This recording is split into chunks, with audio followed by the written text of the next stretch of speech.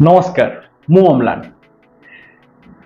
कहले पुओ पिला जन्म भल ना झील पिला जन्म भल क्वेश्चन बहुत इंटरेस्टिंग नहीं ये प्रश्न मु बहुत जन को पचारि मैक्सिमम भोट आसला ऑब्वियसली पुओ पिला जन्म भल आ कहीं उत्तर से रखिले पुओ पिला कौन अच्छे जहाँ चाहिए ताहा करें जुआड़े चाहिए सियाड़े बुली पारे झील पिला भाई एत रेस्ट्रिक्शन अच्छी ये कथा कौन सत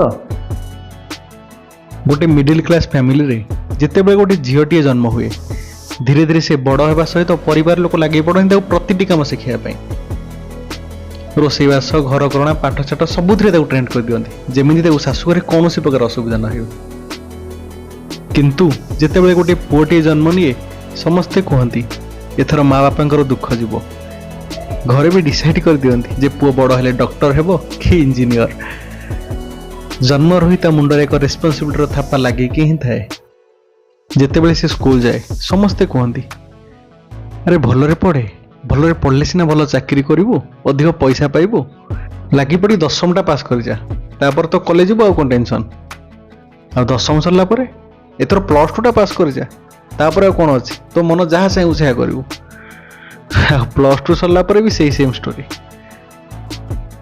किंतु से पुओ बुझीपारे जे संघर्ष एठू ही स्टार्ट है ए सोसाइटी जोटी झील को दुर्बल कहे प्रति क्षेत्र में साथ दिए यदि गोटे पुओटे भूल रे भी जदि कौन झील सह हाथ टच होगला तापे 100 आईन कथा फांसी पर्यंत पलैब किंतु जदि गोटे झील भूल न थाई गोटे पुओ को 2 चापुड़ा मारे तापे कौन सी आईन काटू करनी लोक उल्टी कहे तू को हाथ में चूड़ी पिंधिलु गोटे झील ते मारिदेला कि जानवेनि ये जदि हाथ उठे था विचराटा फसी जाता जो जगार घर प्रति रेस्पॉन्सिबिलिटी गोटे पुओ मुंडर थाए से जगार बाय पैशन झील मैंने जॉब को निजर प्रोफेशन बनाते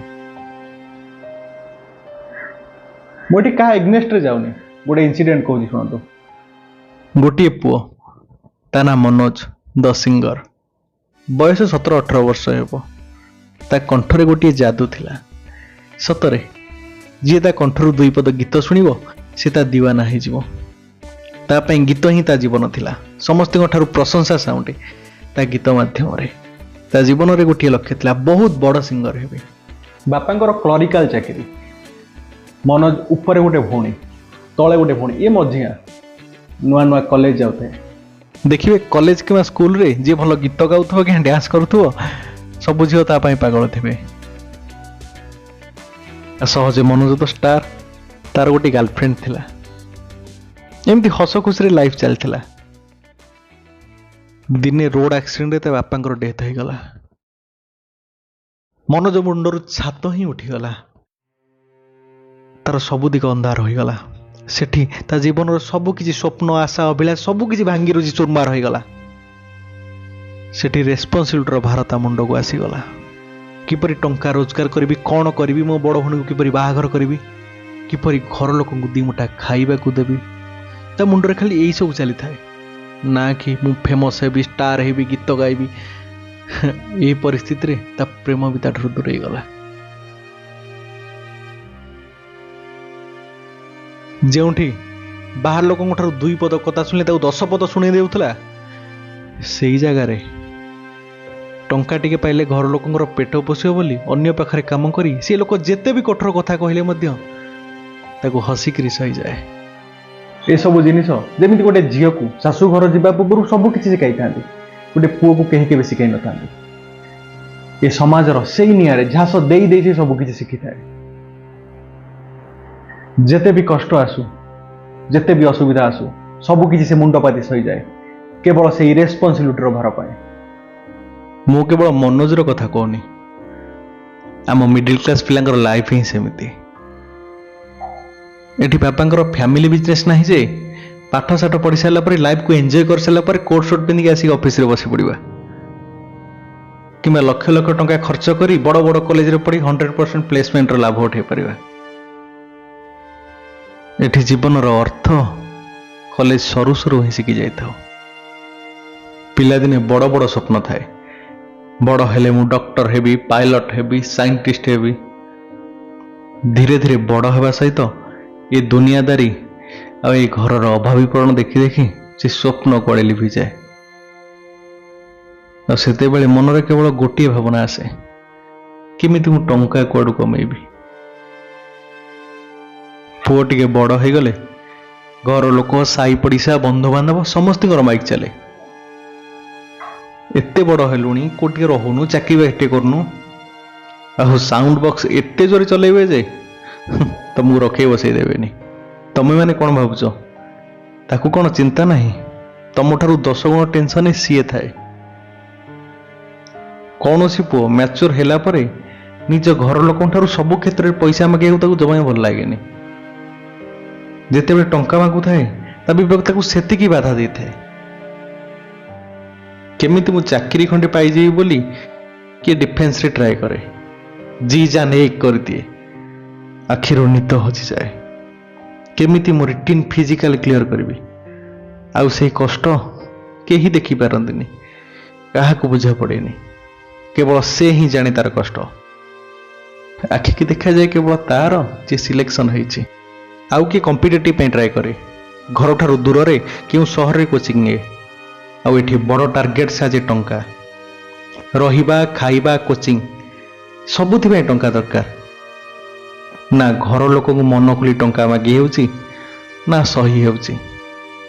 ମୁଣ୍ଡରେ ହଜାରେ ଟେନସନ, ନା ଜବରେ ସିଲେକ୍ସନ ହେଉଛି, ନା ଏ ସୋସାଇଟିର ତାନା ଶୁଣି ହେଉଛି, ନା ନିଜ ଲଭକୁ ବଞ୍ଚାଇ ହେଉଛି, ନା ଏ ପଇସା ସଙ୍କଟରୁ ଦୂର ହେଉଛି। ଆପଣ ଶୁଣିଲେ ଆଶ୍ଚର୍ଯ୍ୟ ହେବେ, ପ୍ରତିଦିନ ଏ ଫ୍ରଷ୍ଟ୍ରେସନର ଶିକାର ହୋଇ ସହି ନପାରି 35ରୁ ଅଧିକ ପିଲା ସୁଇସାଇଡ୍ କରୁଛନ୍ତି। ଆମ ଇଣ୍ଡିଆରେ ବଏଜ ସୁଇସାଇଡ୍ ରେସିଓ ହୋଇଛି 7 to 2.5% other than girls and transgender. ଦେଖନ୍ତୁ, ମୁଁ ଏବେ ବି କହୁଛି, ମୁଁ ଝିଅ ପିଲାଙ୍କ ଏଗନେଷ୍ଟରେ ବିଲକୁଲ ନୁହଁ। ଆଗରୁ ଜମାନା ଥିଲା ଝିଅ ପିଲା ବାହାର ଦୁନିଆ ଦେଖିପାରୁନଥିଲେ, ଘର ଚାରିକାନ୍ଥ ଭିତରେ ରହୁଥିଲେ, ତେଣୁ ସୋସାଇଟି ନଜରରେ ଝିଅ ପିଲାମାନଙ୍କୁ ଦୁର୍ବଳ ନିରୀହର ରୂପ ଦିଆଯାଉଥିଲା। ତାଙ୍କୁ ସୁରକ୍ଷା ଦେବା ପାଇଁ 100 ଆଇନ କାନୁନ ହୋଇଥିଲା। ଏବେ ସମୟ ସହ ସବୁକିଛି ବଦଳିଗଲାଣି। ଯେମିତି ମା ପେଟରୁ ଗୋଟେ ପୁଅଟିଏ ଜନ୍ମ ହେଉ କିମ୍ବା ଝିଅଟିଏ, ବଡ଼ ହେବା ପରେ ଧୀରେ ଧୀରେ ପୁଅ ପରିପାର୍ଶ୍ୱ ଦେଖି ଦେଖି ଯାହା ଯାହା ଶିଖୁଛି, ଝିଅ ମଧ୍ୟ ପରିପାର୍ଶ୍ୱ ଦେଖି ସେୟା ହିଁ ଶିଖିଛି। ପୁଅ ପିଲାଙ୍କୁ କିଛି ସୁପର ପାୱାର ମିଳିନଥାଏ, ତେବେ ପୁଅ ଝିଅ ଭିତରେ ଏତେ ତଫାତ୍ କାହିଁକି? ମୋର ଏ କଥା କେତେଜଣଙ୍କୁ ହଜମ ହେଉନଥିବ। ଇନୋ ପିଦିଅ। ମାନୁଛି କେତେକ ଖରାପ ନଜର ରଖୁଥିବା ପୁଅଙ୍କ ପାଇଁ ଆଜି ବି ଝିଅମାନେ ଏକା କୁଆଡ଼େ ଯିବା ପାଇଁ ଡରନ୍ତି। କେବଳ ସେଇ ସିମ୍ପାତିର ଦ୍ୱାହି ଦେଇ ଏ ସମାଜର ମାନସିକତାର ଫାଇଦା ଉଠାଇ ଝିଅମାନେ ବହୁତ ପୁଅଙ୍କର ଜୀବନକୁ ନଷ୍ଟ କରିବାରେ ସଫଳ ହୁଅନ୍ତି। ଏଥିରେ ବି ନାଁ ପଡ଼େ ପୁଅଙ୍କର। କେହି ବୁଝନ୍ତିନି ଆଜ୍ଞା। ଯଦି ଗୋଟେ ପୁଅଟେ ନିଜ ଜୀବନରେ ସଫଳତା ପାଇଲାନି କିମ୍ବା ଭଲରେ 2 ଟଙ୍କା ରୋଜଗାର କରିପାରିଲାନି, ବାହାର ଲୋକ କ'ଣ ନିଜ ଘର ଲୋକ ବି ତାକୁ ଇଜ୍ଜତ କରିବେନି। ସେଇ ଟଙ୍କା ପଛରେ ଧାଇଁ ଧାଇଁ ନିଜକୁ କେୟାର ନ କରି ନିଜ ପରିବାର ଖୁସିକି ଦେଖେ, ତାକୁ ହିଁ କୁହନ୍ତି ପୁରୁଷ। ଶୁଣ, ଆମ ଚ୍ୟାନେଲକୁ ଆଗକୁ ନେବା ପାଇଁ ସବସ୍କ୍ରାଇବ ବଟନ ଚିପ ଆଉ ଘଣ୍ଟିକୁ ଜୋର କରି ବାଡ଼ାଅ। ନମସ୍କାର।